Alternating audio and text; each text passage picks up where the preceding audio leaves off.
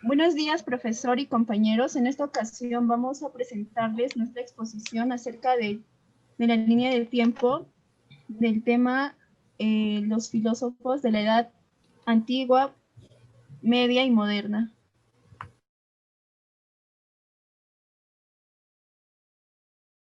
Iniciando con la edad antigua, se nos dice que existen filósofos que buscaban las explicaciones de modo racional del origen de las cosas. Esta etapa inicia en el 4000 a.C. con el inicio de la escritura y termina en el 4700 después de Cristo con la caída del Imperio Romano de Occidente. Esta etapa asimismo se subdivide en tres eras: la era cosmológica, la era antropológica y la era de los grandes sistemas. Dentro de la era cosmológica o presocrática, podemos observar a los siguientes filósofos. Tales de Mileto. Tales de Mileto nació en Grecia en el año 625 a.C. y murió en el 547 a.C. Este filósofo considera al agua como el arge. Pensaba que este elemento iba a permanecer y no iba a cambiar, es decir, este elemento se consideraba como el principio del mundo. También pensaba que la evaporación y la condensación eran unos procesos universales. Luego tenemos a Anaxímedes, que nació en Grecia en el año 1590 y vivió hasta el 524 a.C. Anaxímedes afirmaba que el principio material de todas las cosas se basaba en el aire. Este era tan necesario para la vida como el agua, pero no tenía inconveniente de necesitar un soporte físico. El aire origina el fuego, a la condensación de las nubes, el agua y las rocas. Siguiendo con Anaximandro, que nació en el 625 a.C. y vivió hasta el 547 a.C. Este filósofo nos dice que la base de toda materia se encuentra en una sustancia eterna que se transforma en todas las formas materiales que se conocen como la sustancia intangible, la sustancia invisible y la sustancia infinita. Luego se encuentra Pitágoras de Samos, que fue el padre de la doctrina conocida como el pitagorismo. Anaxágoras de Clasómenas, que nace en Clasómenas en la actual Turquía. Anaxágoras nos dice que las homeomerias son las semillas, y en este caso hay infinidad de elementos componentes que son semillas y tienen cualidades diferentes, pero se juntan para formar un todo. Siguiendo tenemos a Demócrito. Demócrito nace en Grecia en el 460 a.C. y muere en el 370 a.C.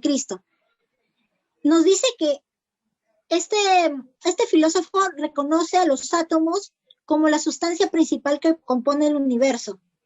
Defiende la existencia de estos como elementos no divisibles que conforman el todo. También nos dice que el hombre es mortal por sus temores e inmortal por sus deseos. También tenemos a Protágoras de Abdera, que nace en el 480 a.C. y vivió hasta el 410 a.C. en Grecia. Defendía el relativismo y el convencionalismo de las normas, las costumbres y las creencias del hombre. Su doctrina se refleja en la frase: el hombre es la medida de todas las cosas, de las que son en cuanto que son y las que son en cuanto que no son.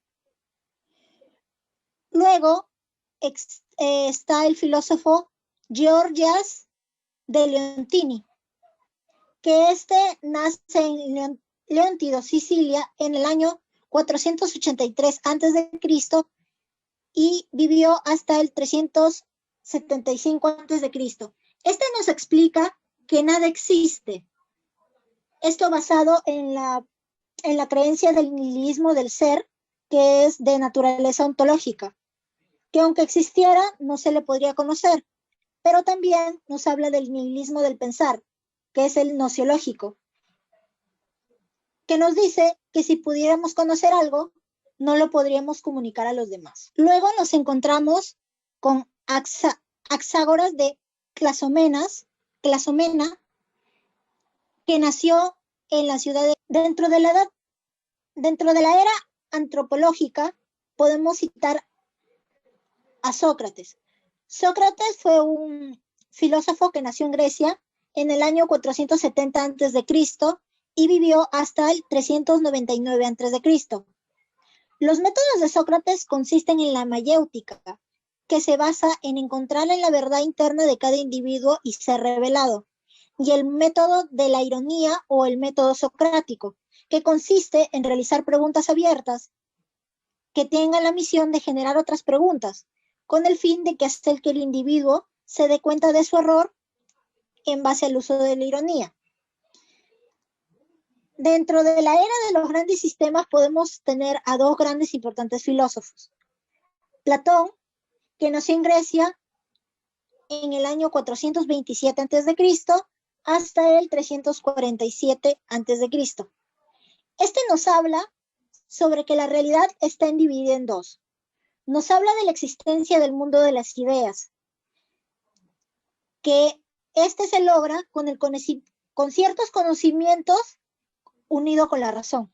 El mundo sensible, que en esto se basan en el conocimiento imperfecto utilizando nuestros 5 sentidos. Habla sobre el alma inmortal, donde nos dice que el alma no se reconoce como algo material y el cuerpo que fluye, en este caso, perece en el mundo sensible. Luego tenemos a Aristóteles. Aristóteles nació en Grecia en el año 384 a.C. y murió en el 322 a.C. Este filósofo refiere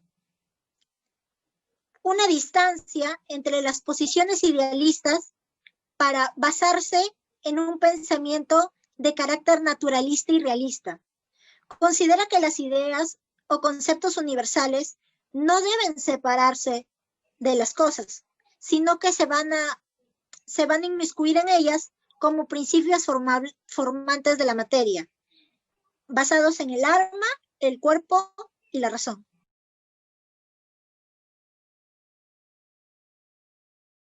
Bueno, continuando con la Edad Media, se inicia en el 476 después de Cristo con la caída del Imperio Romano de Occidente y termina con el descubrimiento de América, que fue por Colón en el año de 1492. ¿En qué consiste la Edad Media?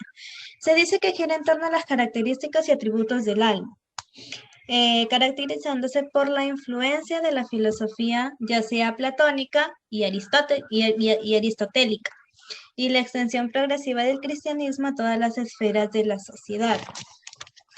En la Edad Media encontramos dos etapas, la patrística y la escolástica. ¿En qué consiste la patrística? Como su propio nombre lo dice, patrística se refiere a padre, al sacerdote. Quiere decir que la teología cristiana, ahí estudiaban la teología cristiana, fundan y establecen la vida religiosa y espiritual de la cristiandad. Se caracterizan por aceptar las verdades filosóficas en las que se relacionan con la revelación cristiana y que defendían de ataques paganos. Aquí encontramos a un gran filósofo y es el más reconocido, que es San Agustín de Hipona, el cual nace en el año de 354 a.C. y fallece en el año 430 a.C. En Tagaste, Numidia, que actualmente es la República de Argelia. ¿Qué nos dice este filósofo? hace referencia al aporte de introspección. ¿Qué es la introspección? Como él mismo lo dice, es la reflexión de uno mismo. Aquí las personas, se refería a que las personas tenían que ir y ver, analizarse en su yo interior, considerando así que el alma tiene en sí misma todas las verdades y por ello el hombre puede acceder a ese conocimiento innato. Quiere decir que solamente es necesaria el alma para poder llegar a Dios. También tenemos a Avicena, que nació en el año de 980 después de Cristo y fallece en el año 1037 después de Cristo. ¿Qué nos dice esto? Consideraba la mente como la proveedora de la conexión entre el yo y el mundo externo, y que el alma lo consideraba como divina e inmanente.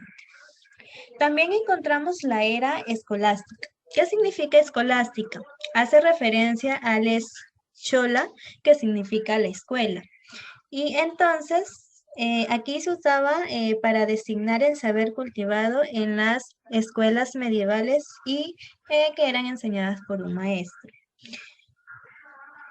Aquí se basó en la coordinación entre la fe y la razón. Como vemos, aquí en esta etapa ya no solamente se habla del alma, sino que también se habla de la fe y del razonamiento. Aquí explicaban de manera racional la existencia de Dios. Aquí utilizaban las fuentes aristotélicas, ¿no?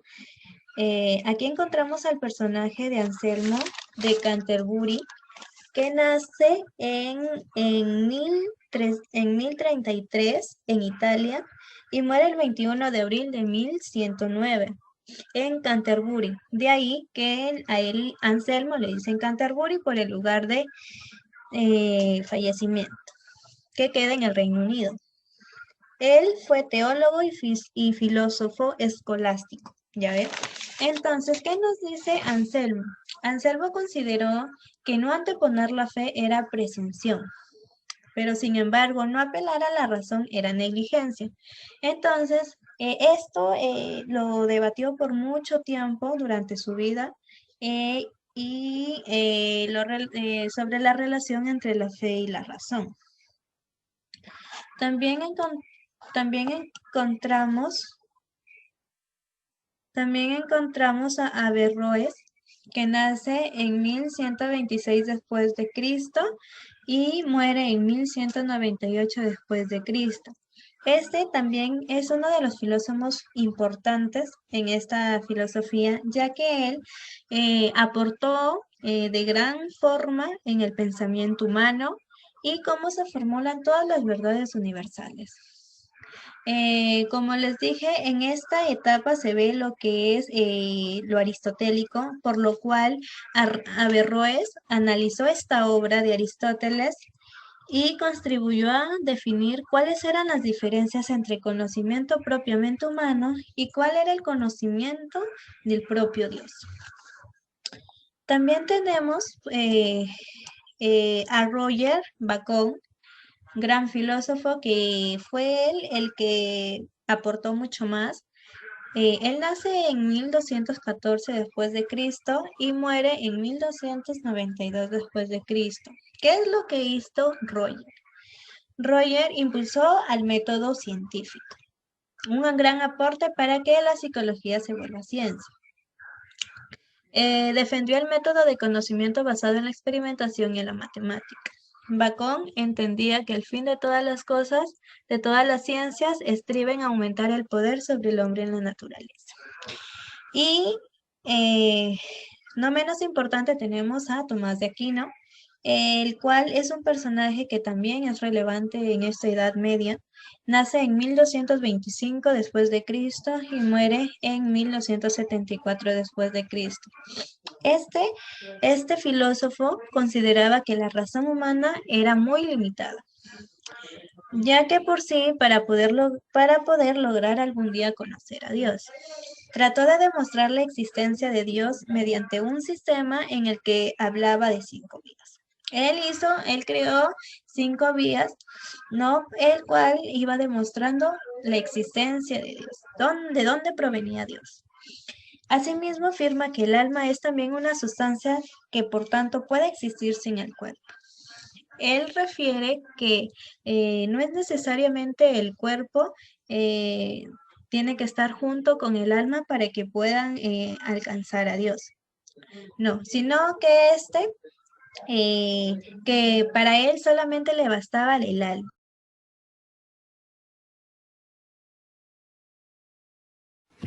En la Edad Moderna encontramos a René Descartes. Él rechazó el empirismo como camino para confirmar el conocimiento, siendo la vía de la razón en base a proposiciones de las que no se pueda dudar la base para acceder a la verdad. Thomas Hobbes centra su objeto de estudio en el entendimiento humano. Ve en la experiencia y la razón las condiciones necesarias para el conocimiento, siendo la cuestión central. David Hume considera que las ideas simples se combinan para formar ideas complejas. Immanuel Kant. Kant encontró en sus estudios un punto medio entre el empirismo y la ilustración, y decía que si bien hay una parte de la razón que proviene de la experiencia, hay otra muy importante que proviene de los elementos subjetivos de la mente humana que nada tienen que ver con experiencias vividas. Siguiente, por favor.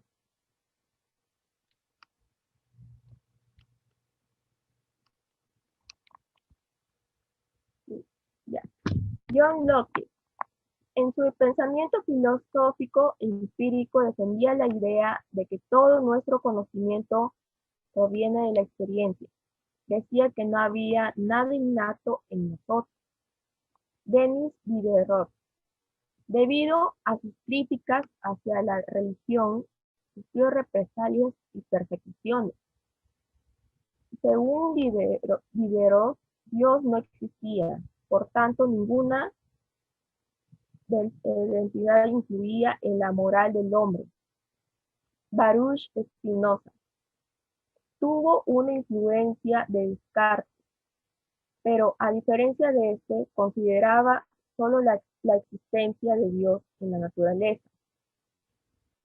Francis Bacon.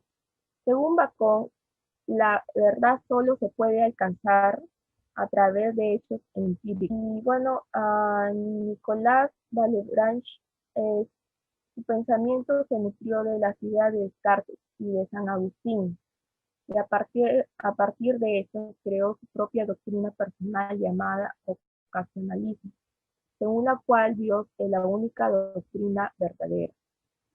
Gottfried Wilhelm, junto con Descartes y Spinoza, fue uno de los representantes del racionalismo.